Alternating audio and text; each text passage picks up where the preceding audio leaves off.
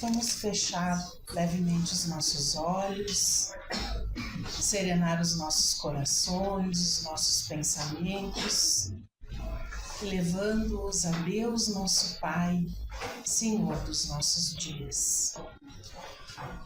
Rogando que suas bênçãos desçam sobre nós, nos concedendo serenidade, capacidade de compreensão, a fim de que as lições do Evangelho vividas por Jesus sejam o nosso norte, a bússola que orienta os nossos dias, o nosso caminho. Que assim seja.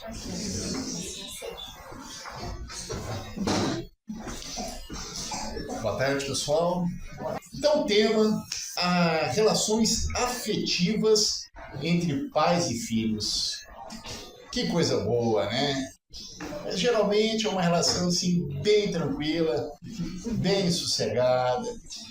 Os pais falam, os filhos obedecem e vida que segue, não é assim? Pois bem, ainda bem que não é assim, né, gente? Porque pensar e questionar não é proibido, né? Cada um traz as suas reminiscências, cada um traz os seus pensamentos. E aí é onde está a maravilha da diversidade, onde as ideias se juntam depois de brigas, né? O importante é que a gente sempre chegue a um bom termo. Pois bem, só que para aqueles que não têm conhecimento da doutrina espírita, quando eles olham uma família, geralmente eles olham o quê? Eles vão olhar o nome, vão olhar o sobrenome, vão olhar os laços consanguíneos. Só que, felizmente, o Espiritismo, ele nos trouxe uma visão muito mais ampla disso. A gente entende que antes de nós sermos pais, antes de nós sermos filhos, antes de nós sermos cônjuges, nós somos espíritos imortais. E aí é onde começa o nosso desafio. E através do ensinamento dos espíritos superiores, nós sabemos também que esses laços afetivos, que esses laços familiares, eles não iniciam ali no momento do nascimento, no berço. Esses laços, eles já vêm de muito tempo antes, que nós chamamos dessas famílias espirituais. Ou seja, né? Então lá no mundo espiritual, através dos vínculos que nós construímos ao longo das nossas jornadas, das nossas sucessivas convivências, nós vamos fazendo essa família. Então, quando a gente chega num lar, nós não chegamos como espíritos desconhecidos. Geralmente nos ensina a doutrina que são espíritos afins. Olha que coisa boa, né? Então, que bom que a maioria dos espíritos que encarnam no núcleo familiar são espíritos afins. Mas nós sabemos que não somente eles são flores, né? Que nesse núcleo familiar muitas vezes vão vir as dores também. Por que esses espíritos, eles geralmente encarnam esse mesmo núcleo familiar? Por que cada um não encarna em um lugar diferente, num núcleo familiar diferente? Pois bem, no Livro dos Espíritos, Allan Kardec, ele nos ensina também que a reencarnação, ela não destrói os laços de família, que ao contrário, que ela amplia, que ela fortalece esses laços quando a gente sai do plano espiritual e mergulha na densidade da carne. Então, esses espíritos que já conviveram em outras existências, eles se reencontram para mais uma jornada de afeto, para mais uma jornada de construção e para mais uma jornada, talvez, de resgates. Dentro do capítulo 14 do Evangelho segundo o Espiritismo também, Kardec afirma que os verdadeiros laços de família não são os da consanguinidade, são esses que eu citei agora há pouco, são os laços espirituais, que são os laços mais fortes, que são os laços inquebrantáveis que a gente chama, né? Por que são laços inquebrantáveis? Porque nem a partida, nem quando o corpo físico perde o seu vigor e deixa de viver, o nosso espírito volta, o corpo físico ele morre. E quando o corpo físico morre, todos os seus órgãos vitais vão morrer também. Só que a alma, ela é imortal. Então essa alma imortal, ela vai continuar tendo os mesmos afetos, os mesmos vínculos que quando tinha o corpo carnal. Por isso que se diz, os laços mais inquebrantáveis são os espirituais, e não os da carne, não os da consanguinidade, que a terra, cedo ou tarde, vai consumir. Olha só, então dentro de um lar a gente vai reencontrar quem? Geralmente 2 tipos de espíritos. Nós vamos encontrar aqueles espíritos afins, aqueles que eu citei anteriormente. E o que são esses espíritos afins? O que ele quer dizer espíritos afins? São espíritos unidos pelo amor de várias existências. São esses espíritos que, durante muitas existências, caminharam juntos. Eles já chegaram num nível, um consenso, vamos assim dizer, onde eles não têm mais tantas diferenças a ser resgatadas. Então, eles vêm comprometidos com tarefa de crescimento mútuo, um apoiando o outro. Nesse sentido, é do apoio do crescimento. Então, esse é um tipo de espírito que encarna no núcleo familiar. Mas tem outros tipos de espíritos também que encarnam nesse núcleo familiar, que são os credores e devedores morais, que são os necessitados de reconciliação. Olha só, né? Vira um balaio de gato a família, né? De certo aspecto, assim. Mas nenhuma família, meus irmãos, é obra do acaso. Nenhuma família é obra do acaso. Isso nós já sabemos, né? Então, toda família ela é um projeto divino de educação espiritual. Essa é a finalidade da família. Na verdade, Deus utiliza o núcleo familiar como um consultório para reparar aquelas almas machucadas, aquelas almas sofridas. Então, nosso núcleo familiar é como se fosse um consultório onde Deus utiliza para esse fim, né? Com base nisso, a gente já começa a entender um pouco as simpatias e as antipatias dentro do núcleo familiar. Isso vai ter relação direta com as relações afetivas que nós temos com os nossos filhos e o que os nossos filhos têm para conosco, né? Por que é que a gente começa a entender? Por que pais não entendem os filhos? Por que os filhos não entendem ou às vezes nem reconhecem os pais, né? Não é justamente naquele lugar ali onde a gente deveria ter um acolhimento, não é justamente dentro do núcleo familiar onde a gente deveria ter mais amor? Então quer dizer que se esse era o projeto de Deus e se isso não está acontecendo, é porque o projeto falhou. Não. Quem pensa dessa forma está pensando para ter uma visão míope. Não pode ser assim, né, meus irmãos? A gente sabe que o planejamento reencarnatório ele foi feito 100% para dar certo. 100%. Ninguém faz um planejamento reencarnatório para quando chegar ali, adentrar naquela família, pensar assim, vamos ver se vai dar certo ou não vai. Não, é para dar certo.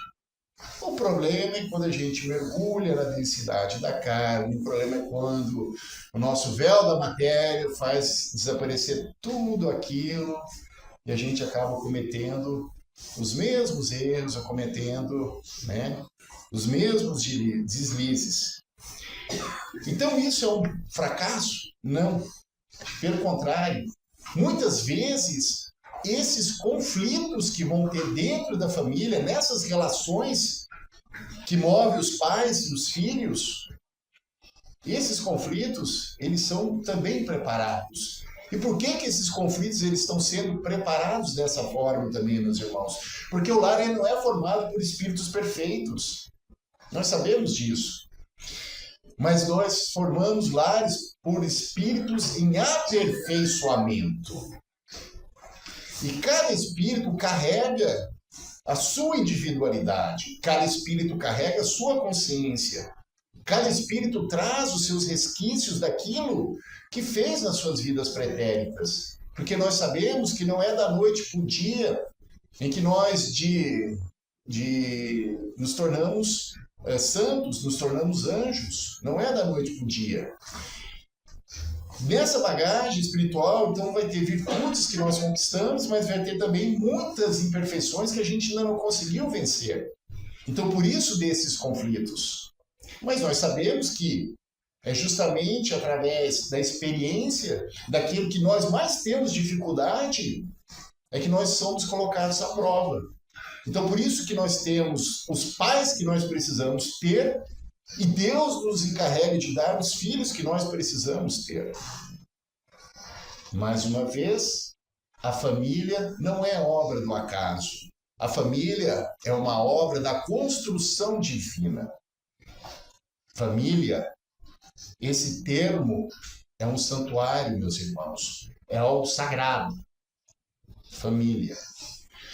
Assim, quando diferentes personalidades é colocado dentro daquele núcleo familiar e se começa esses embates, começa esses conflitos, percebe-se muitas vezes que não é o problema em si, aquela situação que gerou aquele conflito. Muitas vezes são as nossas próprias imperfeições, é o nosso orgulho, é a nossa resistência em dialogar, é a nossa intolerância, é a nossa dificuldade de perdoar. Que isso vai gerando nessas relações que nós temos desgastes, muitas vezes desnecessários. Muitas vezes nós vamos deixando que isso mine a nossa família, que situações mine o nosso relacionamento com os nossos filhos. Pequenas coisas acabam machucando e deixando se tornar uma proporção muito grande com os nossos pais.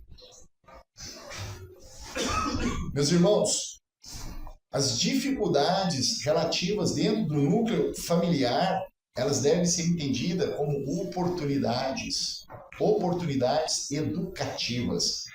É ali onde a gente vai praticar a tolerância. Porque é muito fácil nós sermos tolerantes com aqueles os quais a gente convive muito pouco, ou quase nada. É muito fácil eu esquecer uma ofensa de alguém no trânsito, que me xingou por um motivo ou outro. É muito fácil. Mas não é fácil quando eu estou sendo ofendido, quando eu estou sendo contrariado por alguém que eu amo. É difícil. Por isso, se nós sempre tivermos isso na nossa cabeça, que o núcleo familiar é uma escola de educação, a gente começa a perceber, olhar com mais leveza algumas situações, sermos mais tolerantes com os nossos pais ou com os nossos filhos. Porque nós vamos lembrar que o homem, ele não deve ser julgado. O ser humano, ele não deve ser julgado. Ele deve ser medido por aquilo que ele já logrou e não pelas suas imperfeições que dali falam. Porque a jornada é grande. Joana de Ângeles, ela nos ensina que a família é uma escola de crescimento emocional, onde aprendemos as mais valiosas lições de convivência. Muitas vezes, a pessoa que mais nos desafia é exatamente aquela que mais contribui para a nossa evolução espiritual. Para nós, para aquelas pessoas que não têm o entendimento do espiritismo, parece uma coisa meio lógica, né? Todo mundo vai querer fugir, ninguém quer pessoas perto ninguém quer pessoas perto que não nos traga felicidade ou que não nos traga alegria. Ninguém quer combate, ninguém quer conflito. Mas se nós não tivermos os conflitos, nós não saberemos como lidar com esses conflitos. E mais uma vez, nós voltamos Nós podemos voltar para a nossa pátria espiritual e deixar uma tarefa de lado, deixar uma tarefa para trás, sem ser cumprida. E por que, mesmo assim, a gente percebe, com todas as dificuldades, um amor tão grande dos pais, principalmente com os filhos, né? O livro dos Espíritos, na questão 890, os benfeitores eles explicam principalmente o amor materno. Ele vai falar do amor materno aqui. Ele diz que o amor materno é ao mesmo tempo instinto e virtude. Por que é instinto? Por que o amor da mãe é um instinto? Porque a natureza o estabelece para garantir a proteção da criança em face de maior fragilidade. A mãe é uma leoa, né? A gente não fala assim. A mãe é uma leoa. E é verdade. A mãe faz de tudo para proteger os seus filhos. Por isso que aqui os espíritos superiores falaram em instinto. E por que fala em virtude? Por que a mãe também tem a virtude? Porque o ser humano, esse sentimento ultrapassa as necessidades biológicas. Vai além de somente suprir e proteger. Porque os animais fazem isso. Os animais também fazem. A mãe protege o filhote. Mas protege até o momento em que ele está apto a seguir o seu caminho, seguir sozinho. Já nós, a mãe principalmente, não. A mãe não larga o filho. Mesmo depois dos 18 anos, a mãe vai ligar para saber onde que está, se saiu, com quem saiu, que horas que chegou. Na minha casa, até hoje, eles falam, minha mãe fala, os meninos, o caçula sou eu com quase 52 anos. Então, para as nossas mães, a gente não tem que ficar bravo quando as nossas mães se preocupam, quando elas puxam as nossas orelhas, mesmo depois quando a gente diz, eu já fiz 18 anos, eu sou de maior de idade. Não. Esse vínculo, essa coisa, essa afetividade, principalmente que as mães têm para com os filhos, é visceral. É muito maior, meus irmãos. É muito maior e muito lindo também. Deus confia aos pais uma das mais nobres tarefas que pode ter, que é dar para aqueles dois espíritos um filho na condição de cuidar dele, de cuidar, de encaminhar, de pôr no bom sentido, no bom caminho. Essa é a principal tarefa nossa enquanto pais. E os filhos? Será que eles também vão obedecer a gente em tudo que a gente disser, em tudo que nós pedirmos? Como é que está hoje? Vamos trazer para hoje, como é que está a relação hoje com os nossos filhos? Como é que está essa geração? Não parece que está mais difícil de falar com eles? A gente não ouve muitos pais reclamando, dizendo, nossa, parece que eu tenho uma dificuldade muito grande, meu filho ele não me obedece, meu filho não me ouve, meu filho me questiona em tudo que eu faço. Em tudo que eu peço, meu filho responde, tem uma resposta pronta. Está difícil. Sabe por que está difícil? É o seguinte, Allan Kardec, lá no capítulo 18 da Gênesis, que é chamado São Chegados os Tempos, ele fala de uma nova geração. Ele fala de uma nova geração de espíritos que estaria vindo para ajudar nesse processo de transição. Espíritos estes, até mesmo de outros orbes, mas muitos espíritos aqui mesmo, leia-se nós, que desencarna, vai para o plano que nós chamamos de reticidade, que é o período que a gente aguarda para encarnar novamente, percebe muitas coisas, muitas bobagens que a gente fazia, e nós somos também afastados de outros espíritos que nos puxaram para trás, espíritos estes que não encarnarão mais aqui na Terra. E aí voltam numa condição melhor. Só que daí eles voltam com uma outra percepção, eles voltam com uma outra visão de mundo. Então, eles já não aceitam mais o simplesmente mandar. Eles questionam. A primeira coisa que eles vão fazer vai ser questionar. Por que que eu estou fazendo isso? E muitos pais vão dizer, na minha época, meu pai mandava, eu fazia. Faça, simplesmente faça. E se nós não fizéssemos, o couro comia. Não cabia questionamento. Não, essa geração ela quer saber por que eu estou fazendo isso? Por que eu devo fazer? É questionadora. É uma geração questionadora, minha gente. É uma geração, são espíritos onde eles estão muito mais desvinculados da matéria. Nós, quando nós tínhamos, na nossa geração, com 18, 19 anos, a gente já estava pensando em querer trabalhar para comprar um carro, para comprar um apartamento. Essa geração não quer comprar um carro, não quer comprar um apartamento. Eles querem viajar, eles querem interagir, eles querem conhecer pessoas novas, novas ideias.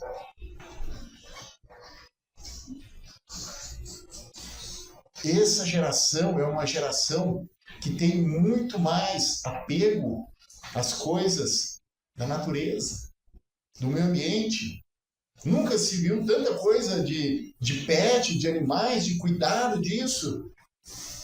Se nós não deixarmos o homem velho para trás e assumir o homem novo, nós vamos estar sempre nesse conflito, porque Kardec diz, não, o fim dos tempos não são cataclismas que abalarão a Terra e que vai acabar com tudo. Não, é a ideia nova que chega e a ideia velha, do mundo velho, do egoísmo, do materialismo, da separação, do preconceito.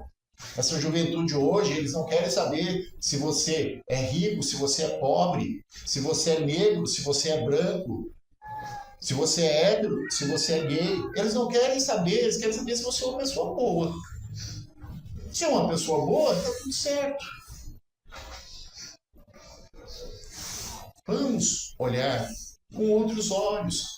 Talvez, para nós, algumas coisas sejam difíceis mesmo. Porque é assim que nós fomos criados. Né? Então, nós somos, geralmente, Freud dizia, né? Que nós somos a réplica, aquilo que a nossa família nos constituiu. Né? Então, tem essa coisa da família. Só que esses espíritos, eles já não aceitam mais essa coisa da família. Eles já vêm com umas ideias inatas muito maiores. Se a gente começa a ter um outro olhar, um outro entendimento, certamente, meus irmãos, nossas relações afetivas, elas se tornam melhores. Mas não quer dizer que todos esses espíritos, não quer dizer que nós tenhamos que ouvir tudo isso como certo que eles trazem. Porque, obviamente, muitos desses espíritos também acabam se perdendo, e principalmente ideias que são disseminadas por alguns lugares, alguns movimentos que se vê por aí sob a bandeira de ser uma coisa muito boa, libertária, quando na verdade é algo pernicioso. Vocês, jovens, também têm que estar atentos a isso. Nem tudo que reluz é ouro. Mas sim, mas nós precisamos, como adultos, ter um olhar diferente, ter um entendimento diferente. E os filhos também precisam ter um olhar diferente para os nossos pais, para os pais. Olhar e entender que talvez o meu pai, ele seja uma pessoa que vai passar por aquilo que ele passou, por esse refinamento. Entendem? É um refinamento. São espíritos como nós aqui, que desencarnaram, retornaram à pátria espiritual, tiveram a oportunidade de enxergar esse mundo diferente e retornar. Por isso as ideias, por isso esses conflitos. Esses jovens, meus irmãos, eles desejam compreender antes de obedecer. Primeiro eles vão compreender, para depois obedecer. É assim nas empresas. Nós estamos falando de relações familiares, aqui, relações afetivas, mas isso cabe também para o nosso dia a dia. Os jovens são assim nas empresas. Não adianta falar, faz. Tá, por quê? Por isso. Não adianta mais falar, fala porque eu sou teu chefe, cala a boca porque eu sou teu pai, tua mãe. Não resolve mais, gente. É conflito. É conflito. Não é que os pais estejam certos ou que os pais estejam errados. Não, os pais estejam certos ou os filhos errados. Mas está faltando esse entendimento, está faltando esse diálogo. Quando a gente começar a olhar com outros olhos, quando a gente tem um pouco mais de diálogo, certamente algumas coisas nos nossos relacionamentos com os nossos filhos ficarão mais fáceis também. Porque o que a gente está agora, meus irmãos, é o que eu disse, é uma visão de dois mundos. Isso está o quê? Está conflitando. São conflitos. E faz parte. A gente já não estudou que a lei do progresso, ela precisa, para alguma coisa crescer, para alguma coisa progredir, outra precisa ser destruída. É assim. A lei do progresso anda de mãos dadas com a lei da destruição. Que nós possamos permitir algumas coisas nesse nossos, enquanto homens velhos, sermos homens novos. A autoridade dos pais, durante muito tempo, se sustentou apenas na posição hierárquica. Isso que eu falei, eu mando e você obedece. Agora os filhos analisam, obedecem. Então hoje nós temos que educar os nossos filhos não mais pela hierarquia. Hoje a educação está pelo exemplo. Não adianta eu falar uma coisa e fazer outra. Não adianta. A educação ela se vê pelo exemplo. O melhor exemplo que nós podemos dar para os nossos filhos, independentemente de qualquer coisa, é o exemplo moral. É o exemplo baseado nos ensinamentos de Jesus. Esse é o melhor exemplo que a gente pode dar. Paciência, vamos trabalhar a nossa paciência, vamos trabalhar a nossa tolerância, vamos trabalhar a nossa compreensão. E dentro do lar, meus irmãos, vamos dar as mãos e vamos fazer aquilo que precisa ser feito. Sermos unidos e pacificadores. Agradeço a atenção de todos. Convido novamente que se coloquem na melhor e mais confortável posição para nesse momento mantermos a conexão com o alto, com o nosso Pai Celestial e agradecer a oportunidade de estarmos aqui nessa casa espírita, recebendo todas essas benesses espirituais, esses nossos irmãos, que preparou esse ambiente para que cada um daqui que viesse, recebesse aquilo que precisa, que o seu corpo espiritual necessita.